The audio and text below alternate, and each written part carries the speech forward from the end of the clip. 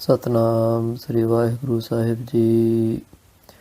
ਗੋਬਿੰਦੇ ਮੁਕੰਦੇ ਉਦਾਰੇ ਅਪਾਰੇ, ਹਰਿਯੰ ਕਰਿਯੰ ਨਿਨਾਮੇ ਅਕਾਮੇ। ਗੋਬਿੰਦੇ ਮੁਕੰਦੇ ਉਦਾਰੇ ਅਪਾਰੇ, ਹਰਿਯੰ ਕਰਿਯੰ ਨਿਨਾਮੇ ਅਕਾਮੇ।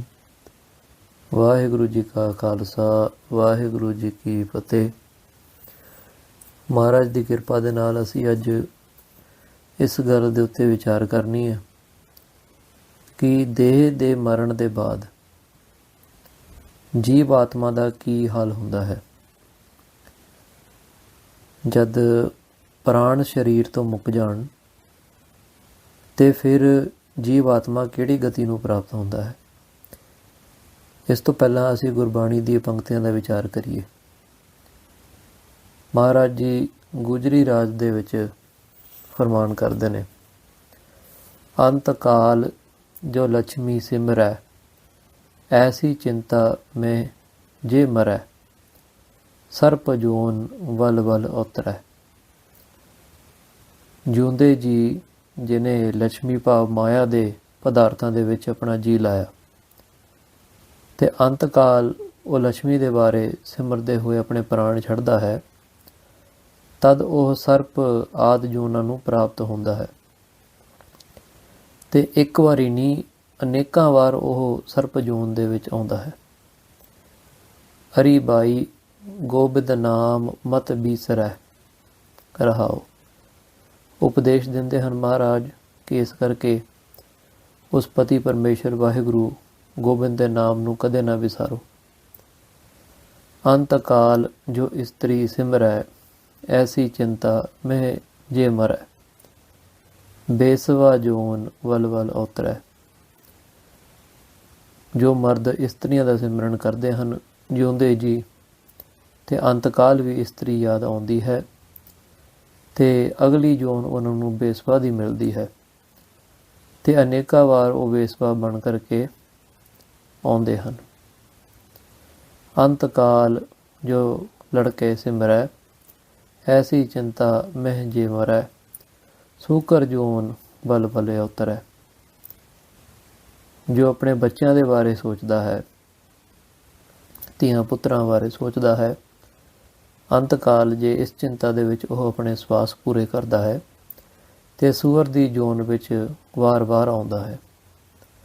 ਅੰਤ ਕਾਲ ਜੋ ਮੰਦਰ ਸਿਮਰੈ, ਐਸੀ ਚਿੰਤਾ ਮਹਿ ਜੇ ਮਰੈ, ਪ੍ਰੇਤ ਜੋਨ ਵਲ ਵਲ ਉਤਰੈ। ਜੋ ਆਪਣੇ ਘਰ ਨੂੰ ਯਾਦ ਰੱਖਦੇ ਹਨ ਮਰਦੇ ਹੋਏ, ਜਾਂ ਸਰੀਰ ਦੀ ਮੋਹ ਦੇ ਵਿੱਚ ਮਰਦੇ ਹਨ, ਤੇ ਫਿਰ ਉਹ ਪ੍ਰੇਤ ਜੋਨੀ ਨੂੰ ਪ੍ਰਾਪਤ ਹੁੰਦੇ ਹਨ। ਅੰਤ ਕਾਲ ਨਾਰਾਇਣ ਸਿਮਰੈ, ਐਸੀ ਚਿੰਤਾ ਮੈਂ ਜੇ ਮਰੈ, ਬਦਤ ਤਿਲੋਚਨ ਤੇ ਨਰ ਮੁਕਤਾ, ਪੀਤੰਬਰ ਵਾ ਕੇ ਹਿਰਦੈ ਵਸੈ। ਮਹਾਰਾਜ ਜੀ ਦਾ ਪਾਵਨ ਉਪਦੇਸ਼ ਹੈ ਕਿ ਜਿਹੜਾ ਬੰਦਾ ਜਿਉਂਦੇ ਜੀ ਹਰ ਵੇਲੇ ਉਸ ਨਾਰਾਇਣ ਵਾਹਿਗੁਰੂ ਰਾਮ ਅੱਲਾਹ ਨੂੰ ਸਿਮਰਦਾ ਹੈ, ਯਾਦ ਰੱਖਦਾ ਹੈ, ਤੇ ਉਹੀ ਅੰਤ ਕਾਲ ਦੇ ਵਿੱਚ ਵੀ ਨਾਰਾਇਣ ਆਪਣੇ ਪ੍ਰੇਮੀ ਨੂੰ ਯਾਦ ਕਰ ਪਾਉਂਦਾ ਹੈ। ਜਿਹਨੇ ਸਾਰੀ ਜ਼ਿੰਦਗੀ ਉਸ ਪਰਮੇਸ਼ਰ ਦੀ ਯਾਦ ਦੇ ਵਿੱਚ ਨਹੀਂ ਬਿਤਾਇਆ, ਅੰਤ ਕਾਲ ਉਹਨੂੰ ਕਦੇ ਵੀ ਪਰਮੇਸ਼ਰ ਯਾਦ ਆ ਨਹੀਂ ਸਕਦਾ। ਤੇ ਇਸ ਕਰਕੇ ਆਪਣੇ ਜਿਉਂਦੇ ਜੀ ਜਿੰਨੇ ਸਵਾਸ ਨੇ ਉਹ ਮਹਾਰਾਜ ਦੇ ਚਰਨਾਂ ਦੇ ਵਿੱਚ ਲੇਖੇ ਲਾਓ, ਤੇ ਫਿਰ ਜੋ ਜੀਵ ਹੈ ਉਹ ਮੁਕਤ ਦੇ ਅਵਸਥਾ ਨੂੰ ਪ੍ਰਾਪਤ ਹੁੰਦਾ ਹੈ। ਬਦਤ ਤਿਲੋਚਨ, ਭਗਤ ਤਿਲੋਚਨ ਜੀ ਮਹਾਰਾਜ ਦੱਸ ਰਹੇ ਨੇ, ਤੇ ਨਰ ਮੁਕਤਾ ਪੀਤੰਬਰ ਵਾ ਕੇ ਹਿਰਦੈ ਬਸੈ। ਜਿਨ੍ਹਾਂ ਦੇ ਵਿੱਚ ਪਤੀ ਪਰਮੇਸ਼ਰ ਵਾਹਿਗੁਰੂ ਟਿਕ ਗਿਆ ਹੈ, ਉਹ ਜਿਉਂਦੇ ਜੀਵ ਵੀ ਮੁਕਤ ਹੁੰਦੇ ਹਨ, ਵਿਦੇਹੀ ਮੁਕਤ ਹੁੰਦੇ ਹਨ, ਜੀਵਨ ਮੁਕਤ ਹੁੰਦੇ ਹਨ, ਤੇ ਜਦ ਸਰੀਰ ਤਿਆਗਦੇ ਹਨ ਤਦ ਅਮਰ ਪਦਵੀ ਨੂੰ ਪ੍ਰਾਪਤ ਹੁੰਦੇ ਹਨ। ਇਸੇ ਵਿਸ਼ੇ ਦੇ ਅਨੁਸਾਰ ਵਸ਼ਿਸ਼ਟ ਜੀ ਮਹਾਰਾਜ ਦੇ ਨਾਲ ਮਹਾਦੇਵ ਜੀ ਵਿਚਾਰ ਕਰ ਰਹੇ ਨੇ, ਤੇ ਮਹਾਦੇਵ ਜੀ ਵਸ਼ਿਸ਼ਟ ਜੀ ਨੂੰ ਕਹਿੰਦੇ ਨੇ, ਹੇ ਮੁਨੀਸ਼ਵਰ, ਚਿਤ ਸ਼ਕਤੀ ਸਰਬ ਵਿਆਪਕ ਤੇ ਆਪ ਸਿੱਧ ਹੈ। ਉਸ ਦੀ ਭਾਵਨਾ ਛੱਡ ਕੇ ਜੀਵ ਦੀਨਤਾ ਨੂੰ ਪ੍ਰਾਪਤ ਹੁੰਦਾ ਹੈ। ਭਾਵ ਜੋ ਆਤਮਾ ਸਰਬ ਵਿਆਪਕ ਹੈ, ਜੋ ਪਰਮਾਤਮਾ ਆਤਮਾ ਰੂਪ ਹੋ ਕਰਕੇ ਸਾਰੇ ਜੀਵਾਂ ਦੇ ਵਿੱਚ ਵਸਦਾ ਹੈ, ਸਾਰੇ ਦੇਹ ਦੇ ਵਿੱਚ ਵਸਦਾ ਹੈ, ਉਸ ਪਤੀ ਪਰਮੇਸ਼ਰ ਨੂੰ ਭੁੱਲ ਕਰਕੇ ਜਦ ਕੋਈ ਮਾਇਆ ਦੀ ਵਸਤੂਆਂ ਦੇ ਵਿੱਚ ਧਿਆਨ ਲਾਉਂਦਾ ਹੈ ਤੇ ਫਿਰ ਉਹ ਦੀਨਤਾ ਨੂੰ ਪ੍ਰਾਪਤ ਹੁੰਦਾ ਹੈ। ਭਾਵ ਉਹ ਵਿਕਾਰੀ ਹੋ ਜਾਂਦਾ ਹੈ, ਮਨ ਦੇ ਪਿੱਛੇ ਦੌੜਨ ਲੱਗ ਜਾਂਦਾ ਹੈ। ਜਿਵੇਂ ਸੂਰਜ ਬੱਦਲ ਨਾਲ ਘਿਰ ਜਾਂਦਾ ਹੈ, ਤਿਵੇਂ ਹੀ ਮੂਰਤਾ ਕਰਕੇ ਆਤਮ ਦਾ ਆਵਰਣ ਹੁੰਦਾ ਹੈ। ਪਰ ਜਦ ਪ੍ਰਾਣਾ ਦਾ ਅਭਿਆਸ ਕਰਦਾ ਹੈ ਤਦ ਜੜਤਾ ਨਿਵਰਤ ਹੁੰਦੀ ਹੈ ਤੇ ਆਪਣਾ ਆਤਮ ਸਰੂਪ ਯਾਦ ਹੋ ਜਾਂਦਾ ਹੈ।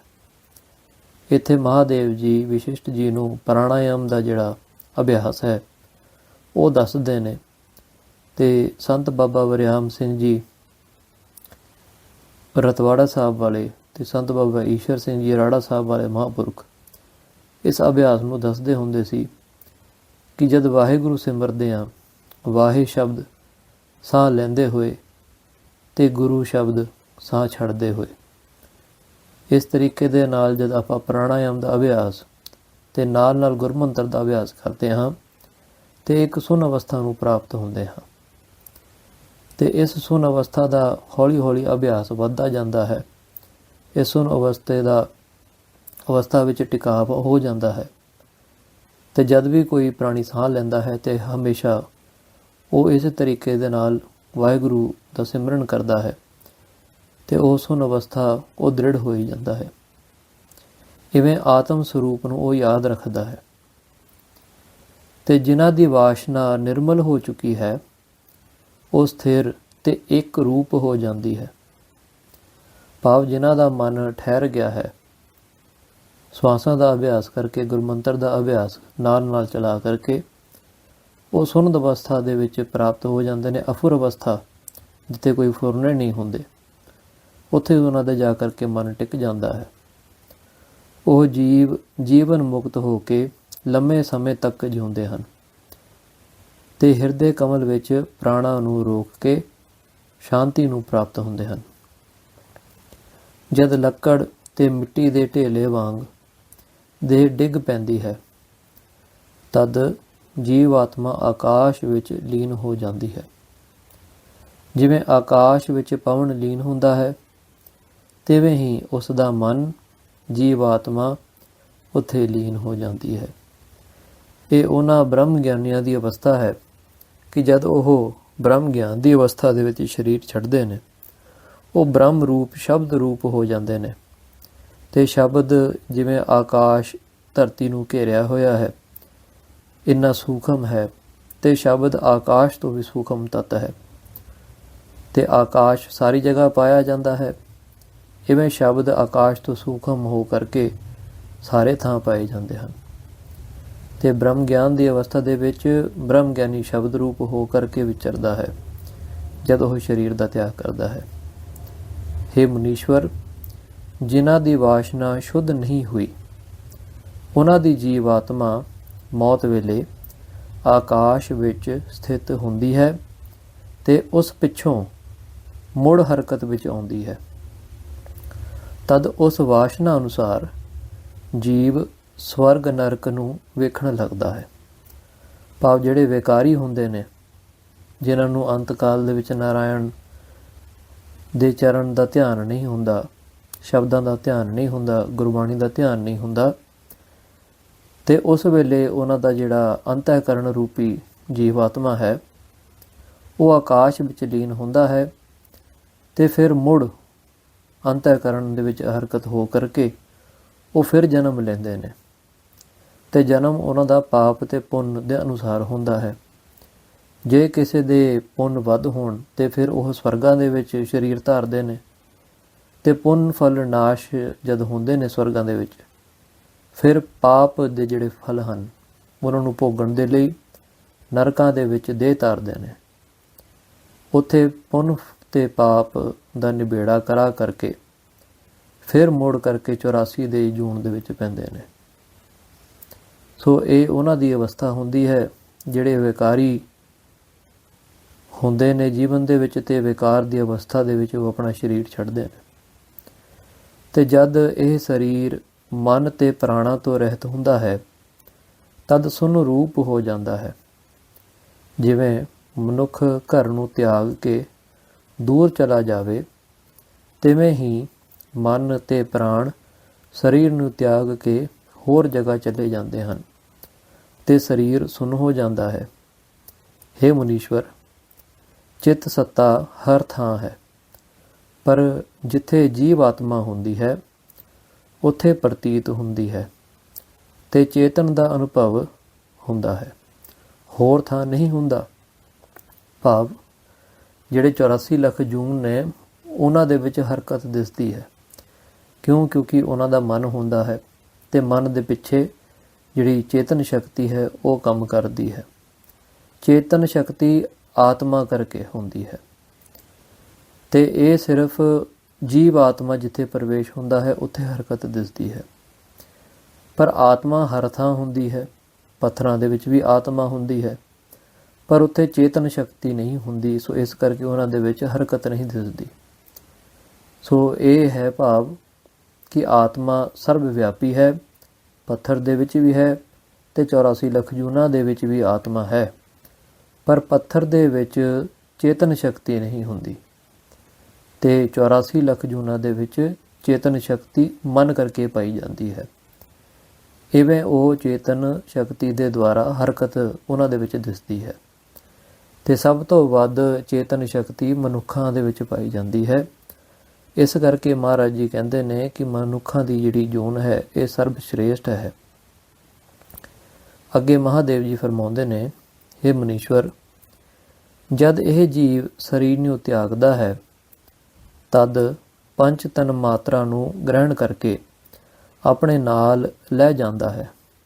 ਤਨ ਮਾਤਰ ਉਹ ਨੇ, ਕਿਉਂਕਿ ਮਹਾਰਾਜ ਜੀ ਕਹਿੰਦੇ ਨੇ ਕਿ ਜਿਹੜਾ ਮਨੁੱਖ ਦਾ ਸਰੀਰ ਹੈ ਉਹ ਪੰਜਾਂ ਤੱਤਾਂ ਕਰਕੇ ਬਣਦਾ ਹੈ। ਜਿਹਨੂੰ ਆਪਾਂ ਫਿਜ਼ੀਕਲ ਬਾਡੀ ਕਹਿੰਦੇ ਹਨ ਉਹ ਪੰਜਾਂ ਤੱਤਾਂ ਦਾ ਹੈ।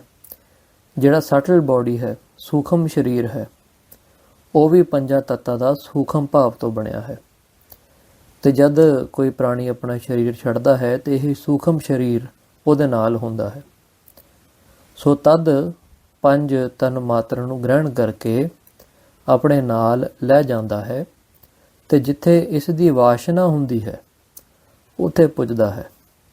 ਭਾਵ ਕੋਈ ਸ਼ਰਾਬੀ ਜਾਂ ਨਸ਼ੇੜੀ ਜਦ ਆਪਣੇ ਸਵਾਸ ਚੜ੍ਹਦਾ ਹੈ ਤੇ ਉਹਦੀ ਜਿਹੜੀ ਭਾਵਨਾ ਹੁੰਦੀ ਹੈ, ਮਨ ਦੀ ਵਾਸ਼ਨਾ ਹੁੰਦੀ ਹੈ, ਉਹ ਨਸ਼ਿਆਂ ਦੇ ਪਦਾਰਥਾਂ ਦੇ ਵਿੱਚ ਹੁੰਦੀ ਹੈ ਜਾਂ ਜਿੱਥੇ ਨਸ਼ੀਲੇ ਪਦਾਰਥ ਮਿਲਦੇ ਨੇ ਉੱਥੇ ਹੁੰਦੀ ਹੈ।